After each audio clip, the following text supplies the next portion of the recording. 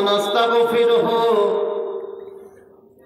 ونعوذ بالله من شرور أنفسنا ومن سيئات أعمالنا من يهده الله فلا مضل له ومن يضلله فلا هادي له وأشهد أن لا إله إلا الله وحده لا شريك له وأشهد أن محمدا عبده ورسوله أما بعد فأعوذ بالله من الشيطان الرجيم بسم الله الرحمن الرحيم فإن خير الحديث كتاب الله وخير الهدي هدي محمد صلى الله عليه وسلم وشر الأمور محدثاتها وكل محدثة بدعة وكل بدعة ضلالة وكل ضلالة في النار. أعوذ بالله من الشيطان الرجيم بسم الله الرحمن الرحيم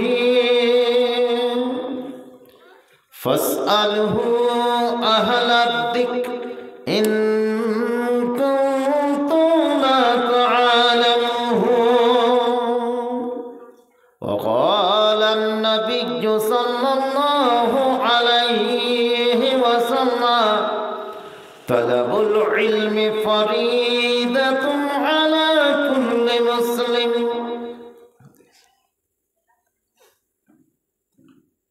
হে মোর জাতি রে কেন এসেছো এ দুনিয়ায়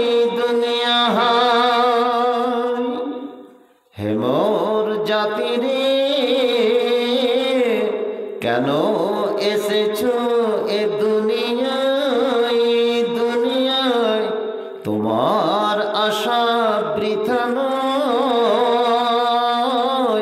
তুমি মুসলিম তুমি মুমিন এটাই তোমার পরিচয় হে মুসলিম হে মুমিন এটাই তোমার পরিচয় হে মোর জাতি রে কেন এসেছো এ দুনিয়ায় তোমার আশা বৃথা নয় তুমি মুসলিম তুমি মুমিন এটাই তোমার পরিচয় হে মোর জাতি রে আর কতদিন পোহাবে এ দুনিয়ায় বিগত যুগের যাত্রীরা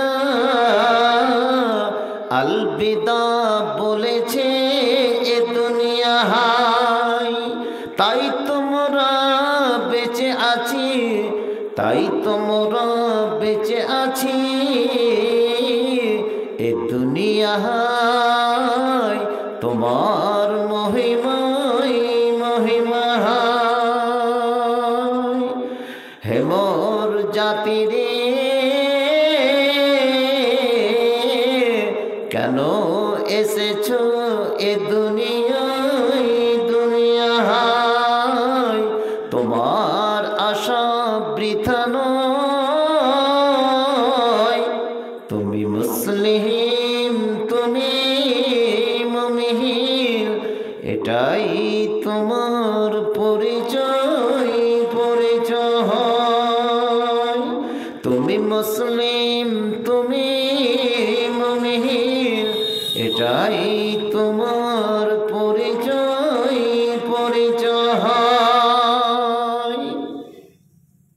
শ্রদ্ধেয় যোগ্যতম সভাপতি মহাশয়,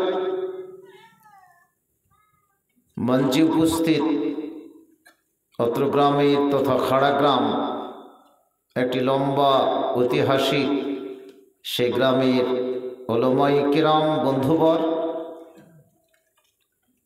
আজকে রমজানুল মুবারকের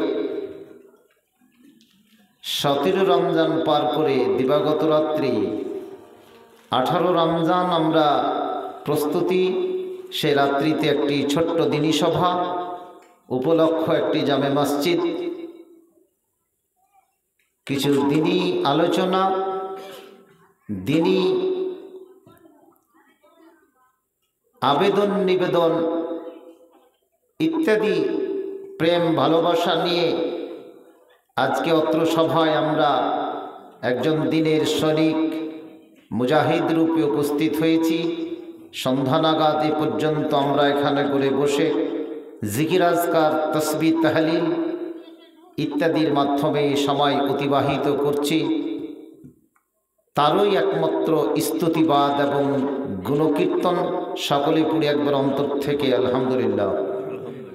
তারপরে তার শেষ নবী জনাবে হযরত মুহাম্মদ, যার বিশেষ প্রচেষ্টায় যেই পবিত্র কালাম পাক জিবরিল আমিন মারফত 23 বছরের জীবনে কালে কালে সময়ে সময়ে সেই নবীর বুকে বা নবীর হাতে যিনি তুলে দিলেন আল্লাহর কর্তৃক, সেই জনাবে মুহাম্মদ সাল্লাল্লাহু আলাইহি সাল্লামের প্রতি হাজারো দুরূদ ও সালাম বর্ষিত হোক।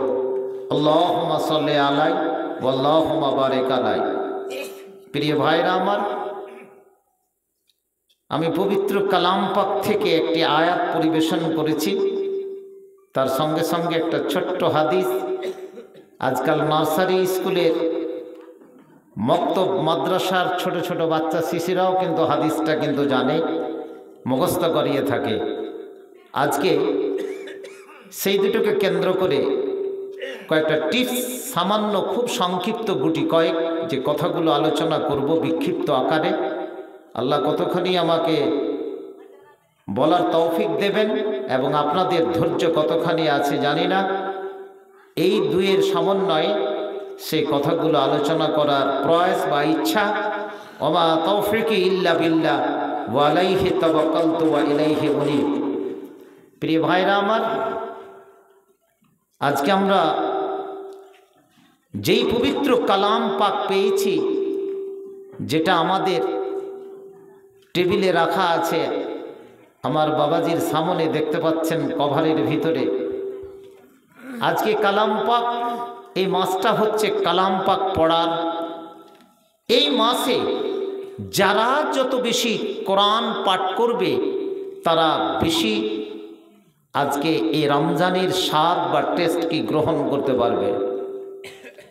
কারণ তার প্রমাণ হচ্ছে প্রতি রমজানে হযরতে জিবরিল আলাইহিস সালাতু সালাম, যেমন যারা স্কুল সেকেন্ডারি স্কুলে চাকরি করতে যায়, প্রাইমারিতে যারা চাকরি করতে যায়, তাদের জন্য শেষের একটা মটকা মারানো ডিগ্রি করা হয়, বেসিক কিংবা বিএড। ঠিক সেরকম আল্লাহ রসুলকে প্রতি বছর রমজান মাসে হযরতে জিবরিল সেটাকে মস্ত করাতেন, অনুশীলন করাতেন, দ্বিতীয়বার সেখানে করে যাতে কণ্ঠস্থ হয়ে যায়, কোথাও যাতে ভুল না করে। যে বছর তিনি মারা যান, যে বছর শেষ কোরআন, তার পরের বছর নবীর কাছে হযরতে জিবরিল আসতে পারবেন না, সেই বছর বিএডের সালটা অর্থাৎ কোরআন মজিদকে দ্বিতীয়বার রূপে পড়ানোর 2 বার হযরতে জিবরিল তার নবীকে খতম করেছিলেন। বলুন আলহামদুলিল্লাহ। সেই পবিত্র কালাম পাক আমরা পেয়েছি হাতে। খাড়াগ্রামের যুবক যুবতী, আবাল বৃদ্ধা বনিতাদেরকে আন্তরিকতার সঙ্গে যদি জিজ্ঞেস করি, আজকে 17 রমজান আমরা শেষ করেছি সন্ধ্যার সময়, ঘড়ির কাঁটা পেরিয়ে কিন্তু 18 রমজানের ঘরে কতখানি কোরআন পড়েছি, জালসা করেছি মসজিদের। একবার নিজের বুকে হাত রেখে কথা বলবেন। আম্মিজান মা আয়েশা তিরমিজি শরীফের হাদিস, খুব বিখ্যাত একটি হাদিস বর্ণনা করছেন, মান ক্বারা হারফান মিন কিতাবিল্লাহ, যে কোরআন মাজিদের একটা অক্ষর পাঠ করবে, বলুন আমার সঙ্গে, আলিফ লাম মিম, মান ক্বারা হারফান মিন কিতাবিল্লাহ ফালাহু আসরা ফালাহু হাসানা, তাতে কয় নেকি পাওয়া যাবে? হাসানাতুন কে মানে একটা নেকি, ওয়াল হাসানাতু বিআশরি আমসালিহা, এবং সেই নেকিটাকে 10 গুণে পর্যন্ত আল্লাহ তাআলা পরিবর্তন করে দিতে পারেন। রাওয়াহু তিরমিজি। বর্ণনাকারী হলেন আল্লাহর নবীর কি প্রিয়তম অর্ধাঙ্গিনী মা আয়েশা রাদিয়াল্লাহু তাআলা আনহা। এই হাদিসটা কত মশক করে করে অনুশীলন করে করে মাওলানারা বলে আর আমরা কি শুনতে যাই, কিন্তু আজকে প্রত্যেকের বয়স কাউরি 30 বছরের নিচে নয়। আজকে 18 রমজানেরকে আমরা পা দিয়ে দিয়েছি, এক পারাও তো পড়িনি, একটা পৃষ্ঠাও পড়িনি, কিছুই করিনি, রোজা রাখে কিছুই নয়। এইসব বক্তৃতা রেখে প্রতি বছর অ্যাজ ইউজুয়াল সচরাচর রেখে আমরা কোন জায়গাতে পৌঁছব? যার কোরআন সঠিক জায়গাতে নেই। কোরআনের প্রথম একটু ঢাঁচা আপনাদেরকে বলি। আজকে হয়তো এই মুসলিমদের ওয়াকাফ বিলটা বোধহয় আজকে পাস হয়ে গেল মনে হয়, হয়তো আপনারা যারা খবর শুনেছেন। হে মুসলিম, তোমাকে আর কোন কথা শোনাবো? হে মুসলিম, তুমি কোন জায়গায় আজকে আছো? যে কালাম তোমাকে কালাম পাক আজকে দিয়েছিলেন গারে হেরা থেকে, এই পর্যন্ত তোমার সেই বাণীকে ঘরের প্রতিটি কোণে কোণে স্তরে কি পৌঁছাবার জন্য, কিন্তু আজকে সে কালাম পাক আমরা কি পিছনে অবহেলা করেছি? কোরআন মাজিদটা দেখি বাবজি, এত সুন্দর পুস্তক, এই যে কেউ দান করেছে, এরকম অবস্থায় কিন্তু থেকে যাবে। এই কোরআন মাজিদটা কেউ পড়বো না। আজকে কোরআন নিয়ে যদি ইয়াহুদির বাচ্চারা, খ্রিস্টানের বাচ্চারা যদি এত স্টাডি করে, এত পড়ে, আমি মুসলিম ঘরের ছেলে মেয়ে হয়ে যদি একটু রিডিংটাও যদি পড়তে পারি, তবু তো কিছু করতাম, দাবি করেছি। প্রিয় ভাইরা আমার, এই কোরআন মাজিদের সুরে বাকারা থেকে যদি সুরে নাস পর্যন্ত 114খানা সূরা হয়, আমরা যদি প্রত্যেক দিন একটু একটু করে পড়ি, তাহলে কোরআন মাজিদটা শেষ হবে কি হবে না? কথা বলুন। কতজন কোরআন মাজিদ পড়েছেন কতজন? হাত উঠান দেখি। তাহলে জালসাটা ততটুকু। যারা হাত উঠিয়েছে একটা বাচ্চা ছেলে, আর যে দুটো আমার বাম দিকে উঠিয়েছেন তারা হতে পারে মাওলানা, মাদ্রাসার ফারেক। তারা যদি পড়ে তো মুলবি সাহেব আলেম ওলামা পড়লি খাড়াগ্রামের সমস্ত গুনাহগাতা মাফ হয়ে যাবে। মা বোনদের দৃষ্টি আকর্ষণ করছি, আজকে মক্তব্য কোনো ছেলে নেই। মক্তবে যেটা পড়তে যাই ওই মেয়ে কোটা, স্কুলে পড়তে গেলে মেয়ে কোটা, আর ছেলেরা সমস্ত বিভিন্ন জায়গায়। কমের অবস্থা যে জায়গায় পৌঁছেছে তার কল্পনা করা যায় না, ভাষায় প্রয়োগ করা যায় না। আজকে এত বড় জামে মসজিদের জালসা, আমরা প্রাইমারি বাচ্চার, আপনাদেরও কিন্তু সেই কথা কি মনে আছে? রমজান মাসে একটা যদি আওয়াজ দেওয়া যেত, মাইক কোথাও জুড়লে পাড়ার সমস্ত লোক কিন্তু সেখানে জমা হয়ে যেত। দিনের প্রতি যে মানুষের যে একটা গতিবেগ, টান, আগ্রহ, প্রেম, ভালোবাসা, সে জিনিস কিন্তু আজকে আমরা হারিয়ে ফেলেছি। আর এই হারানোর জন্য আজকে পৃথিবীর 202 কোটি মুসলিম বিভিন্ন জায়গায় লাঞ্ছিত, পদহেলিত, অবহেলিত। ফেসবুক, ইউটিউব সমস্ত জায়গায় খুলে দেখলে মার খাচ্ছে কে? মুসলিম। ঠিক বলছি না বেঠিক? আমারই ভাই, আমারই একজন রক্তে মাংসের শরীর, যেখানে করে বিশ্বের যে কোনো জায়গায় মার খাচ্ছে কি? মুসলিম। কিন্তু মুসলিম সে মুসলিমের কি সেই পরিচয় দিয়েছে কি দেয়নি? বাসে, ট্রানে, বিভিন্ন জায়গায় কোনো জায়গায় ফুটপাতে সমস্ত জায়গায় আজকে মুসলিম। মেয়ে হলে ধর্ষিতা, পুরুষ হলে কি তারা আজকে মারের শিকার, কাতালের কি শিকার? প্রিয় ভাইরা আমার, কোরআন মাজিদ খানটা হাতে করলাম, এটা আজকে কোরআন মাজিদ স্টাডি করলে বোঝা যায় একটা হচ্ছে পুরুষ, একটা হচ্ছে কি স্ত্রী। পুরুষ কথাটি কোরআন মাজিদে, পুরুষের আরবি হচ্ছে কি রজুলুন শব্দ যাকে বলে, আর মেয়ের আরবি হচ্ছে কি ইমরাতুন বা মারাআতুন। আজকে কত ব্যালেন্স আকারে করেছে পড়ি না, কোরআন মাজিদে রজুলুন শব্দটা ব্যবহার হয়েছে 24 বার। কতবার বললাম? কালকে সকালে উল্টাতে পাল্টাতে গিয়ে দেখবেন সত্যিকারই কিনা। তার বিপরীতে দেখেন ব্যালেন্সটা কত রেখেছে, আল মারআত শব্দটা ব্যবহার হয়েছে কিন্তু 24 বার। তাহলে কোরআন মাজিদ একটা কম্পিউটার টাইপের কথা। একদিকে পুরুষের কথা বললে, পুরুষ এখানে করে আছে, আমার বিভিন্ন আনাচে কনাচে পর্দার আড়ালে মা বোনেরা আছে, শুনবে দুজনেই। ফায়দা করিয়াল কোরআন ফাসতামিউ লাহু, কোরআন পাঠ করলে তুমি কান লাগিয়ে জি একেবারে অন্তঃকরণে কোরআনকে তুমি শোনো। যদি পড়তে না পারে কেউ, যদি কি পড়ে, তাহলে পুরুষটা শব্দটা ব্যবহার করছে 24 বার, তার পক্ষে তার বিপরীতে মেয়ে শব্দটা ব্যবহার করছে আল মারাত 24 বার। কোনো ভুল আছে কি? যেহেতু পৃথিবীর ঘানি টানছে দুটো ছেলে মেয়ে, একটা ছেলে একটা মেয়ে, একটা পুরুষ আর একটা কি নারী। নেক্সট, আমরা যে জিনিসকে ভালোবাসি, যে জিনিসকে ভালোবাসি, যে জিনিসকে খারাপ মনে করি, সেই জিনিসের কিন্তু ব্যবহার বেশি বেশি হয়ে থাকে।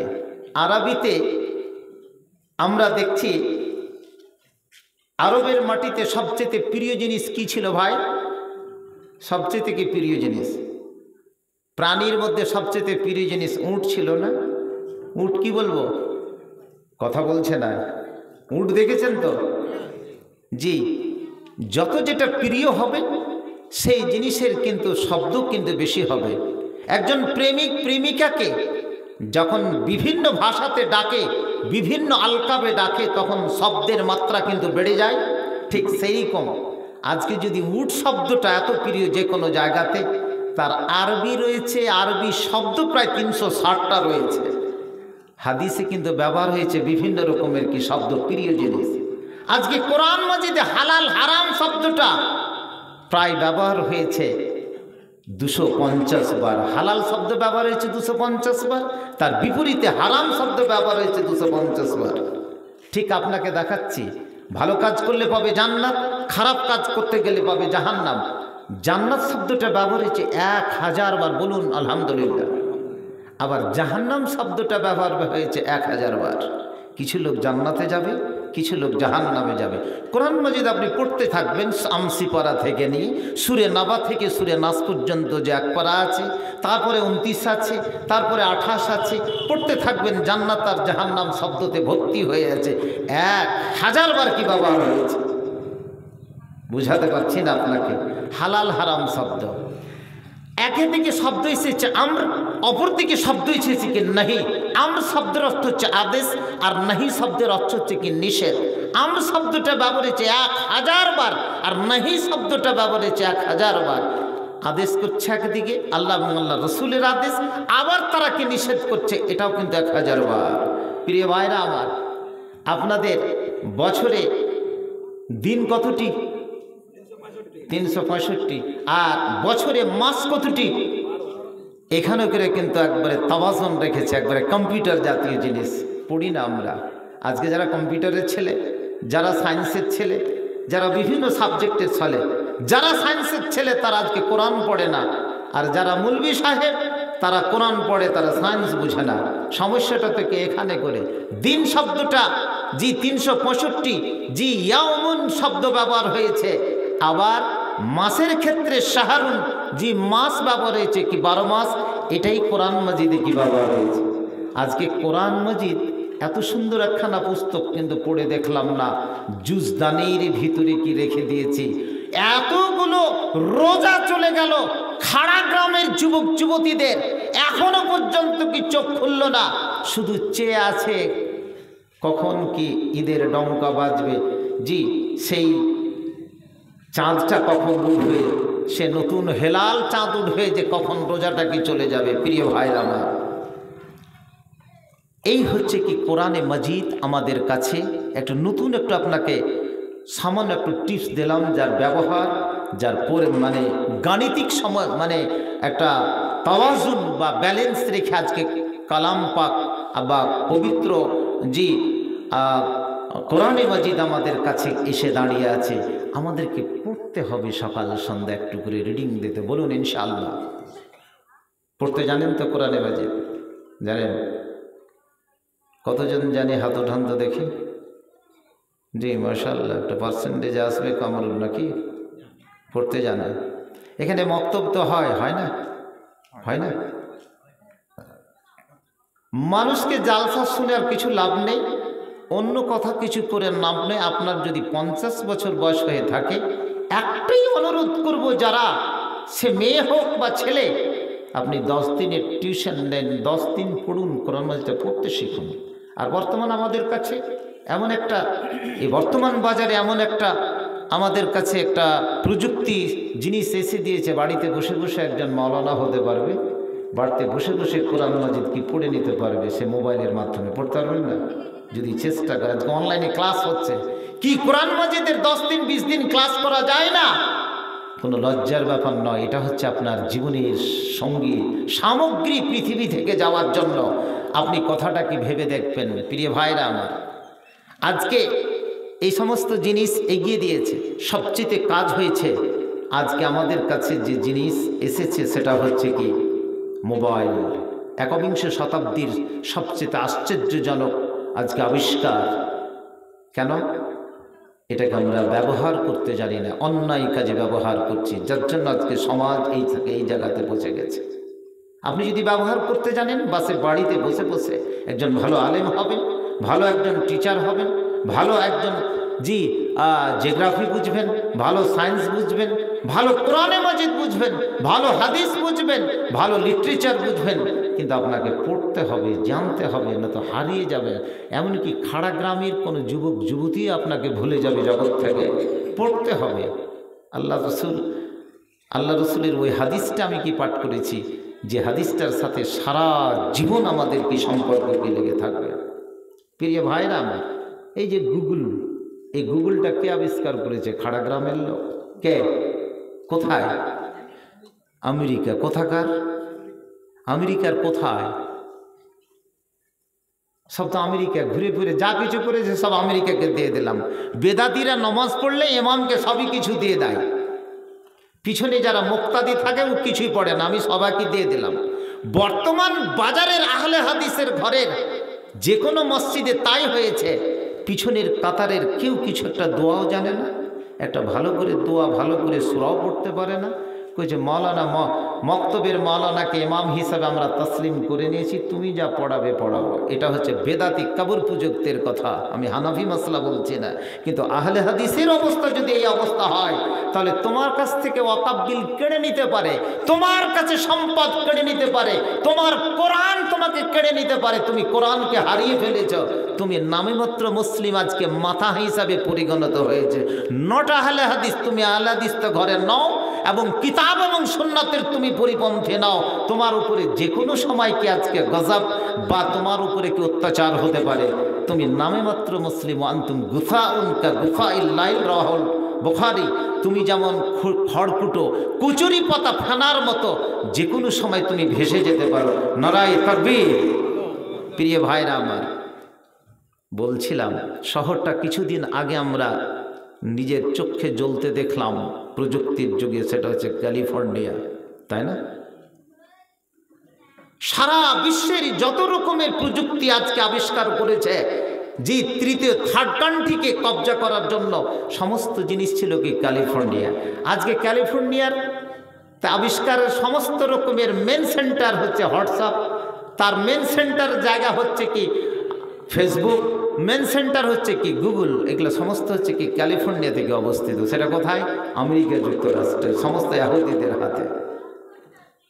আর যে সিসিটিভি আমরা দেখতে পাচ্ছি, এটা তো এই যুগের আবিষ্কার নয়, যেটা হিটলার এক যুগে যুদ্ধ করে গেছে। হিটলারের নাম শুনেছেন তো? সেটা কোন দেশের লোক? জাপান না জার্মান? জার্মানি। মাশাআল্লাহ। এই জার্মানের জার্মানির সেই যুগে, হিটলারের যুগেও কিছু দেখা দিয়েছে তখন। তাহলে কত উন্নত মানের সিসিটিভি এসেছে, আমাদের দেশে কতখানি পিছিয়ে। তাহলে এই সমস্ত জিনিসগুলো অনেক কি পরে এসেছে প্রিয় ভাইরা আমার। আজকে চশমাটা দেখতে পাচ্ছি, চশমা না, এই চশমাটা আবিষ্কার হচ্ছে কি ইটালির, প্রথম তারা আবিষ্কার করেছে। নেদারল্যান্ডে আজকে আমরা ব্যবহার করছি ব্লুটুথ, এটা কিন্তু নেদারল্যান্ডের কি আবিষ্কার। এই সমস্ত জিনিসগুলো আজকে যদি গুগলে আমরা সার্চ করি না প্রিয় ছেলে, সব ছোট ছোট বাচ্চা ছেলেরা, আমরা কিন্তু এই কম যারা বুড়িয়ে গেছি তারা হয়তো বুঝবো না। আজকে গুগল সার্চ করতে গেলে যে কোনো জিনিস, এই শব্দটা পারি না তো গুগল সার্চ করো, এইটা পারি না তো গুগল সার্চ করে। আরে ভাই, গুগল আপনাকে কত, কোরআন মাজিদ পড়তে পারি না, কালকে আমাকে কোরআন তুমি শিক্ষা দিবে, তুমি আমার মাস্টার, কালকে গুগল সার্চ করে দেখবে তো কি আছে নাকি। যে গুগল সার্চ করলে সমস্ত সমস্যার কি সমাধান হয়ে যেতে পারে। আমি বলতে চাইছি, গুগলকে সার্চ করে দেখলে এইভাবে সার্চ করবে যে আমি একজন ভালো ছাত্র, আমি একজন ভালো ছাত্র, 2-4-5 জন ভালো বন্ধু চাই, এটা সার্চ করে দেখবে কি আছে, বলবে এমন আসবে কে দেখা গেল ক্লাস 5-এর ইতিহাসের গুরুত্ব আলোচনা করছে, গরুর রচনা বলছে, কুকুরের লেজের কথা বলবে। ও যখন সঠিক জায়গায় যেতে পারবে না তখন আঁকাবাঁকা পথে যাবে, কারণ এটা একটা প্লাস্টিক, তো এটা একটা প্লাস্টিক, মানুষকে কি ধোঁকা